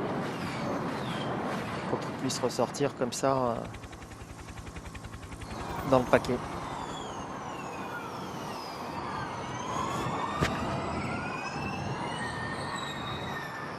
Comme tout à l'heure, hein, Nyck De Vries réagit très très vite dès le départ. Il a déjà 1 seconde 6 d'avance.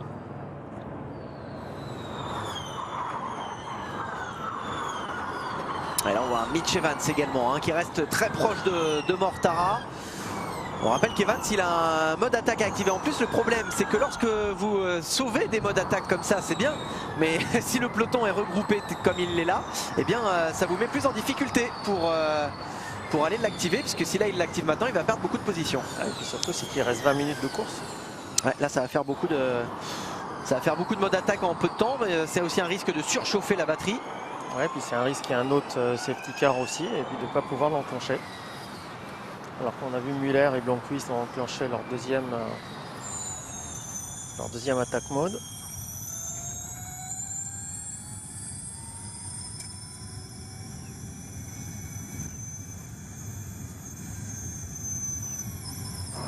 embarqué dans la course avec Max Günther. Il est actuellement 6e, le pilote BMW.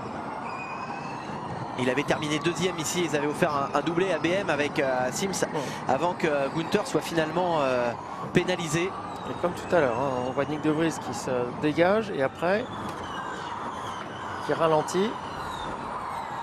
Et maintenant il est de nouveau sous la menace de Rast. Oh, il a tapé, Max Günther qui a tapé. Et c'est terminé pour le pilote BMW avec un train arrière gauche trop endommagé. Et on va peut-être avoir de nouveau un safety car et un Evans qui a toujours pas enclenché ses attaques mode. Alors que De Vries venait de déclencher le deuxième. Ouais, mais ça c'est peut-être la bonne opération pour lui. Hein. Ouais, ça c'est sûr parce qu'il n'avait pas besoin d'un mode attaque pour creuser l'écart, Nick De Vries, et ça c'est important de le préciser. Ouais, et puis il va faire son mode attaque. Alors, est-ce qu'on va avoir un safety car ou pas? On va attendre un petit peu. En tout cas pour l'instant, c'est pas le cas. Pas de réaction de la direction de course. Est-ce qu'on met juste... Alors, en tout cas, on a vu René Rast, il va le chercher tout de suite aussi. Parce qu'il se doute qu'il y a un risque. Et voilà, de safety car. Safety car, c'est pas une, voilà, pas une surprise. Donc Rast et Evans qui ont bien joué. Ouais. Bien joué, bien joué. Ils ont bien joué. Mais Mortara se retrouve deuxième. Alors bien sûr, il aura malheureusement pour lui à enclencher l'attaque mode. Mais Evans, si jamais... Bon, ça va pas être très long, hein, il n'y a pas trop de dégâts. Voilà, un Bird qui a arrêté la course. Bon, c'est pas une surprise. Ouais, pas une surprise. Le dernier, comme ça, il n'y avait pas de raison de continuer. On sent que la colère ne redescend pas et on peut le comprendre. Non, on n'a pas eu d'image encore sur ce qui s'est passé du côté de Max Günther. On voit qu'il a perdu d'un coup. Ouais, à mon avis, il a dû, vous voyez, il y a pas mal de dépôts de gomme à l'extérieur, peut-être dans le virage, entre la poussière et ça. Allez, on va voir ici au ralenti, il arrive. Il est là. Et voilà. Il va un peu trop à l'intérieur. Et en fait, je pense qu'il prend la poussière de. Il prend la poussière à l'extérieur. Poussière à l'intérieur qui en fait l'éjecte à l'extérieur. À l'extérieur, il prend la poussière et là c'est fini. Il n'y a plus aucun. Il tape fort. Là, ça va être peut-être un petit peu long parce que je ne sais pas si vous avez vu, mais il a déplacé les blocs de béton. Et il va falloir les repositionner parce que du coup, c'est dangereux s'il y a un angle à l'extérieur comme ça. Si jamais il y a un autre impact, ça peut bloquer une voiture encore plus fort en cas de choc.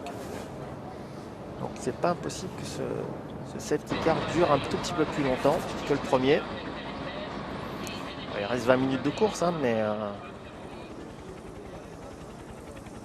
on va voir si on aura un plan justement sur ce mur qui a bougé. Si on revoit l'image, vous verrez, on voit vraiment le mur qui rentre et du coup le bloc de béton, il faut le replacer.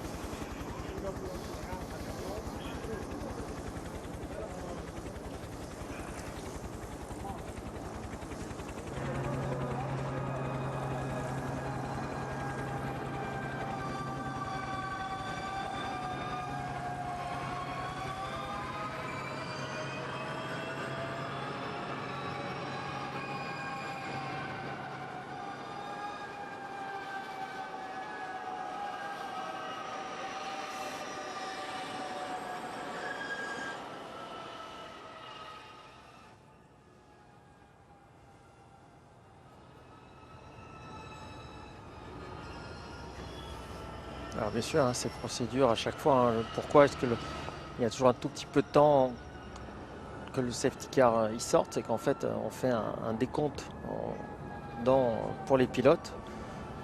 On leur dit que le safety car va sortir. Ils ont 5 secondes, ils ont un temps après pour se mettre à la vitesse une fois que le safety car est devant. Et pareil pour le feu de course yellow, où là le feu de course yellow c'est encore plus compliqué parce que le feu de course yellow, il y a un décompte de 5 secondes en annonçant que le full course yellow va sortir. Une fois que le full course yellow il est sorti, ils ont de nouveau 5 secondes pour se mettre à la vitesse réglementaire. Donc voilà. Toujours des procédures assez strictes. Très très strictes. Bon, là, ça touche à la sécurité, bien sûr. Mais pour les pilotes, c'est pas évident à gérer. Ils essaient bien sûr d'aller chercher la limite de la limite à chaque fois pour ralentir. Et après de bien respecter la vitesse derrière le safety car. Ne pas dépasser ne serait-ce que d'1 km/h ou 2 km/h et vous êtes pénalisé. Donc, faut faire très attention.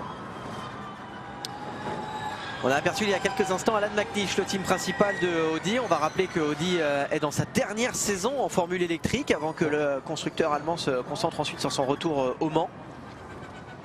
Dans la catégorie, dans un premier temps, LMDH. LMDH. Alors peut-être avec l'arrivée de Ferrari Ah, c'est pas peut-être, c'est sûr. Non, mais je veux dire, c'est qu'avec l'arrivée de Ferrari en hypercar, peut-être que ça va faire changer d'avis sur la catégorie du côté de chez Audi ou de chez Porsche. Oui, puisqu'on rappelle que Porsche et Audi pour l'instant sont plutôt axés hypercar, alors que Toyota, Glickenhaus, Peugeot et Ferrari désormais sont plutôt sur hypercar. D'un autre côté, les possibilités internationales de Porsche et Audi sont intéressantes avec la catégorie LMDH. LMDH peuvent courir aux États-Unis, c'est surtout ça qui les intéresse. Et alors qu'on parle des départs de Audi et de BMW à la fin de cette saison, on rappelle qu'il y a un certain McLaren qui est en train de s'intéresser de très près à l'arrivée en Formule I. Ouais, ça serait bien. Allez, le safety car va rentrer dans ce tour.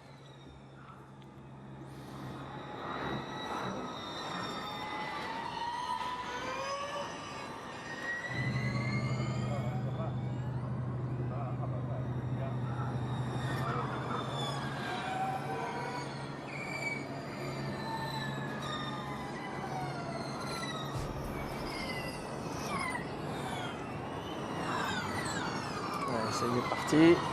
Allez, on est de nouveau sur le régime de drapeau vers la relance. Et derrière, on a aperçu qu'il y avait un problème du côté d'une Envision Virgin Racing. Alors est-ce que c'est une voiture devant lui qui a trop ralenti? Mais normalement, ce décalage était bizarre.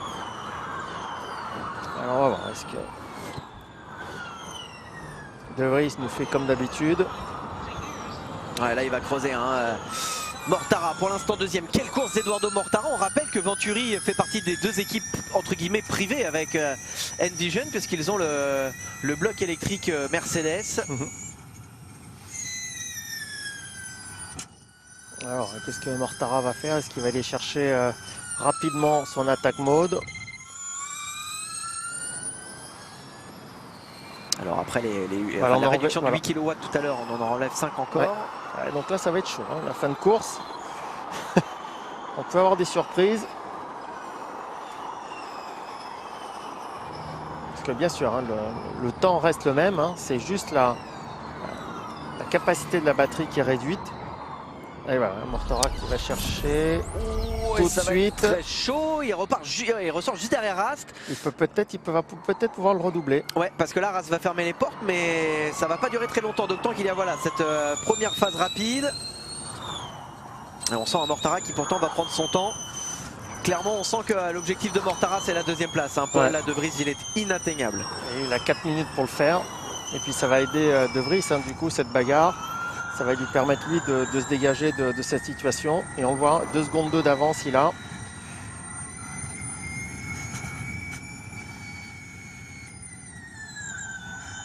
Il est rapide, cette partie sinueuse. René Rast. On va voir justement. Maintenant on va arriver dans la partie rapide bientôt.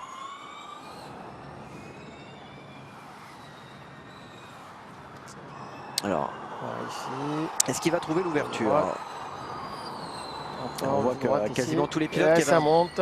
Allez, c'est là où il doit aller chercher, c'est là où il a l'avantage de la puissance. Il y va, voilà, sans problème. Et il récupère la deuxième place. Et attention parce que derrière il y a également Evans. Oui, c'est Evans derrière qui a son mode attaque d'activer aussi. Il n'est pas en bleu, mais il a bien le mode attaque activé, Evans. Puisqu'il avait un deuxième, confirmation. Evans avait un deuxième mode attaque à activer et il l'est bel et bien. Et il l'a fait. Mortara et Rast auraient doublé sous safety car. Ils auraient doublé qui? Overtook under safety car. Alors peut-être au début du safety car. Peut-être quand le safety car est sorti.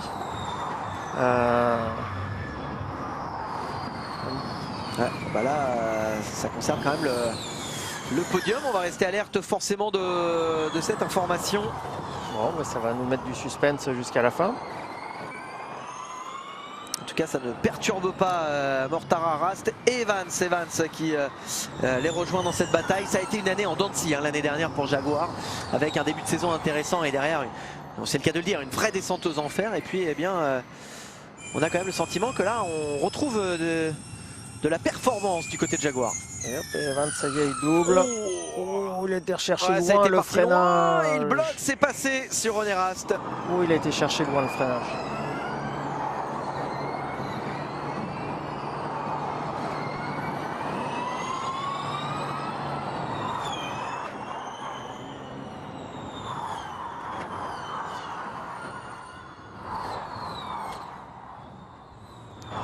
Pour Nyck de Vries, c'est bien parti pour la victoire.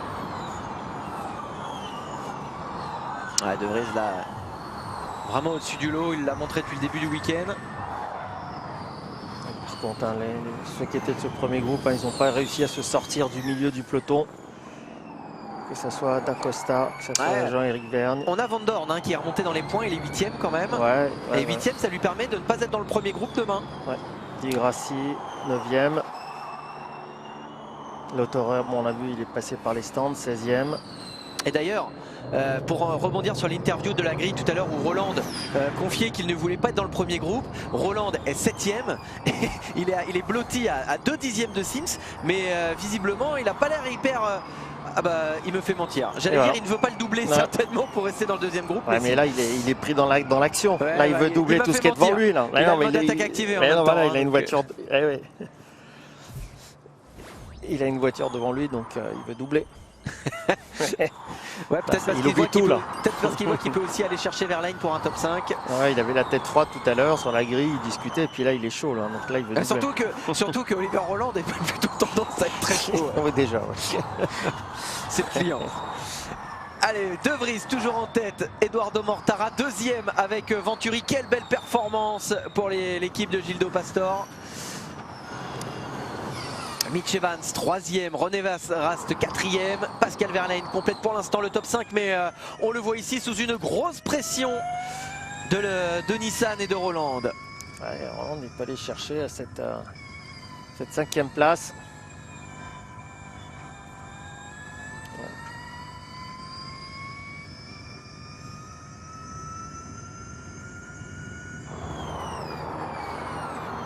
C'est chaud ici à l'extérieur. Ouais, c'est tendu entre les deux. Ouais, là très chaud. Alors attention parce qu'il y a Sims qui remonte derrière. Ouais, qui peut profiter dans la bataille. On est dans le dernier tour. Le dernier tour de cette première course de la saison 7 de la Formule électrique.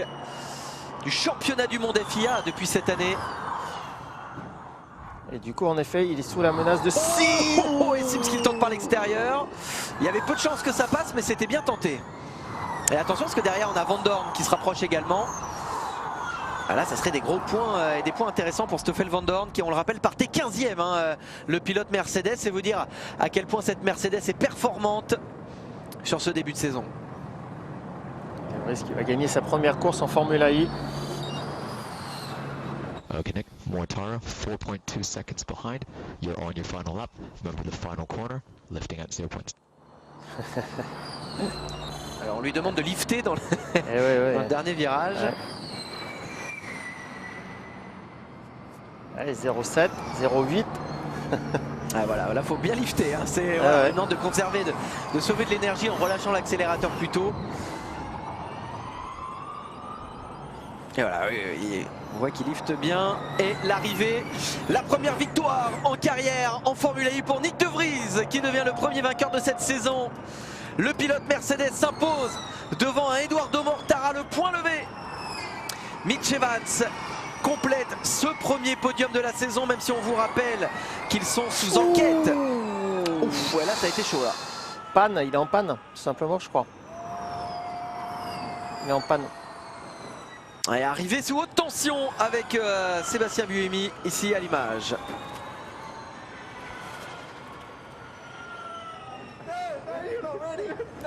Il tombe en panne de batterie. Il est tombé en panne de batterie.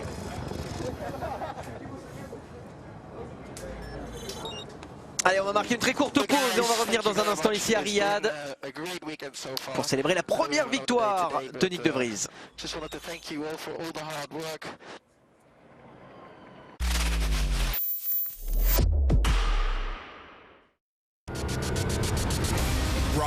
to the 7 Emirates, 7 hearts, 1 great passion, 1 great soul.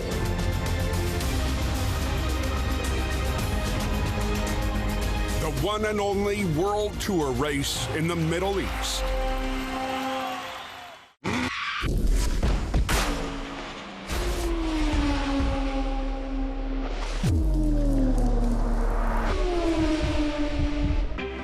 Après l'Open d'Australie, le tennis live continue en mars sur Eurosport.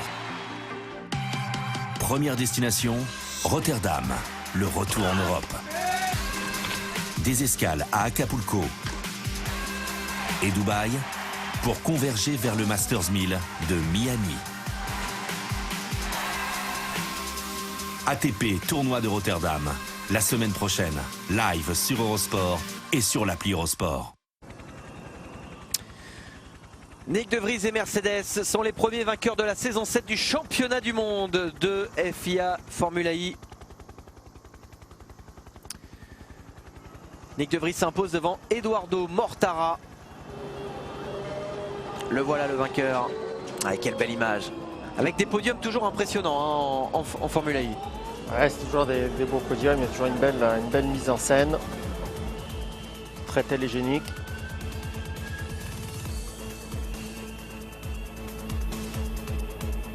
Hop là.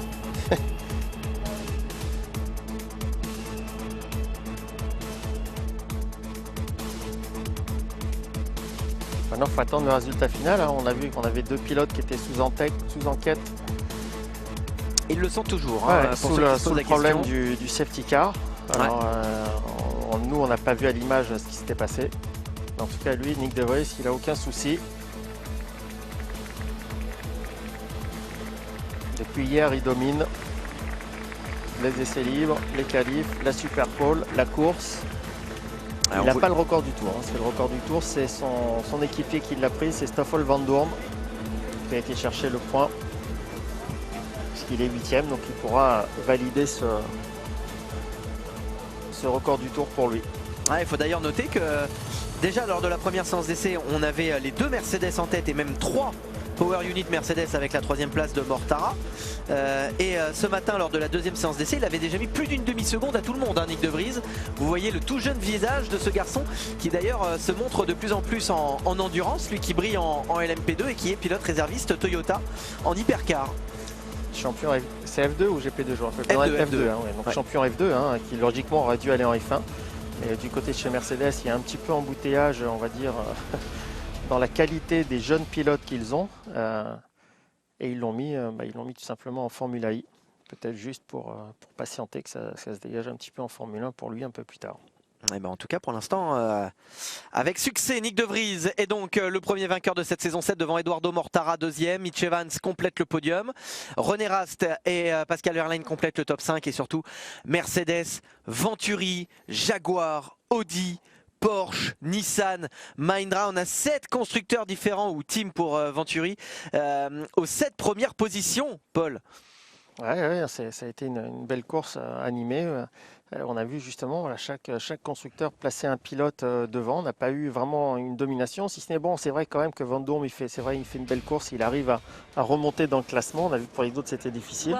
Mais en tout cas, c'est une belle première course. Bon, vous avez réussi à transformer ce tour absolument incroyable des qualifications en rythme de course. Ouais, c'est ma première victoire en Formule I. Je ne sais pas comment, mais je suis plutôt relax. Bah, pour l'instant, on a un week-end absolument incroyable. On a beaucoup de performances et j'espère que nous continuerons sur ce rythme parce que c'était incroyablement facile finalement de transformer le rythme des qualifs et de le garder en course. Il n'y a qu'au niveau du safety car où ça a été un petit peu difficile pour moi de bien gérer ma consommation d'énergie. Mais c'est une première victoire pour moi, j'en suis très content. Et c'est surtout une deuxième victoire consécutive pour Mercedes. C'est vrai qu'on vous a entendu à la radio, vous étiez assez inquiet pour la consommation d'énergie, surtout à la fin. Ouais, en fait au premier safety car je pensais qu'on était vraiment bon en consommation. J'ai vu que j'étais bien même par rapport à...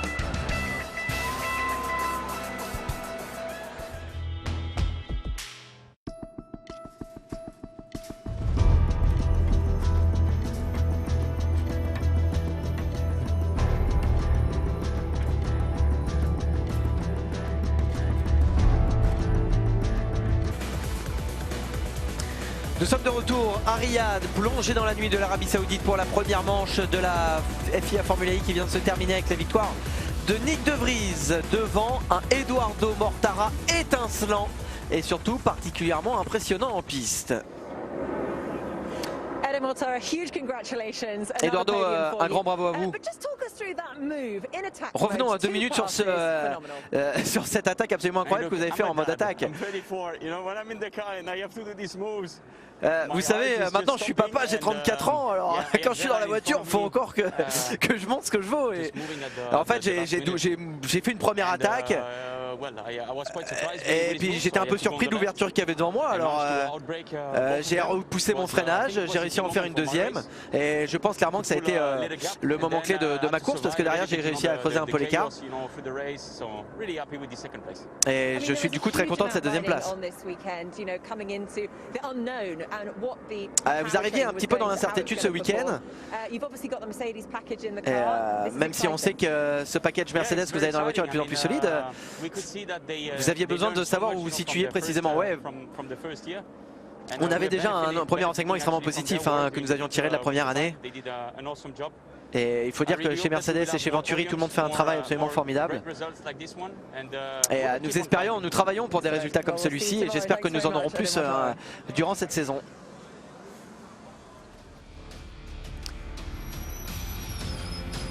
Et on revoit cette attaque de Eduardo Mortara qui se dit le père de 34 ans. Moi je vous cache pas Paul, ça me fait un petit coup de vieux quand même quand j'entends ça. Parce qu'il est de ma génération Edo, donc on a roulé ensemble et tout, ça me fait un peu mal quand même. Alors moi je me sens vieillard, parce que s'il se sent vieux à 34... Bon, en tout cas, je suis un papy. Ouais, bon, pas si vieux que ça, parce que en tout cas, il a rien perdu, parce que il a fait une super manœuvre. Il s'est passé au millimètre. En regardant de nouveau les images, ça se joue à pas grand chose. Ouais, ça a été une journée absolument incroyable. La Super Pole a été assez compliquée, mais voilà, 6ème malgré tout sur la grille, on arrive à remonter. Les safety cars nous ont pas mal aidés. Nous ont pas mal aidé. Et après il y a le deuxième safety car, il fallait quand même que je fasse attention. Là encore une fois la consommation a été un facteur clé, mais on a bien géré, je remercie toute l'équipe. C'est le meilleur moyen de démarrer une saison par un podium comme ça. Ouais, en fait j'ai brûlé un peu d'énergie dans ma bataille avec Rast. Donc c'est pour ça que l'arrivée a été serrée. Mais ça n'a pas été facile. Il a été comme une punaise dans ma chaussure pour cette fin de course, mais on est arrivé à bout. On ne se rend pas compte justement à quel point c'est compliqué pour les pilotes de gérer cette énergie, d'arriver à trouver la performance sans trop consommer. Et puis en fin de course, il faut arriver à gérer après les autres qui ont justement calculé d'avoir de l'énergie sur la fin et se font pressants. Donc voilà, il faut trouver le juste équilibre entre attaquer au début et en garder pour la fin de course. À mon avis, René Rast n'a son problème de groupe est d'avoir été comme ça loin en qualif. Mais les autres, De Vries avait fait un podium, il est là. Rast pour ses premières courses, il était très rapide, il avait fait un podium aussi, c'était ses premiers tours de roue en Formula E. Donc il s'est adapté très vite à cette catégorie. Et Nyck de Vries prend donc logiquement la tête du championnat avec en plus les 3 points de la pole position. Seul le point du meilleur tour revient à Stoffel Vandoorne qui lui termine 8ème. Et là ça fait déjà une belle opération pour Mercedes. En tête du classement des constructeurs. Et voilà donc le podium de cette première course. Tout de suite, l'hymne hollandaise. Et l'hymne allemande pour la victoire de Mercedes.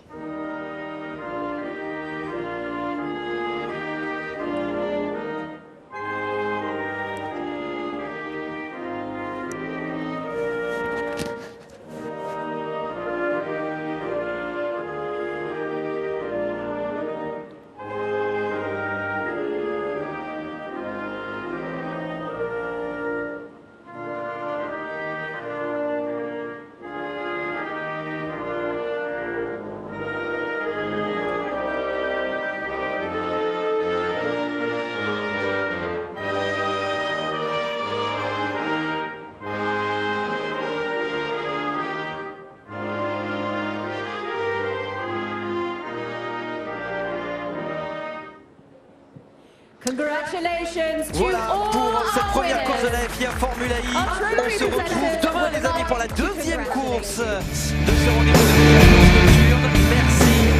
Merci Paul d'avoir été avec nous et à demain. À demain. Demain 17h30 sur Eurosport 2. Bye bye.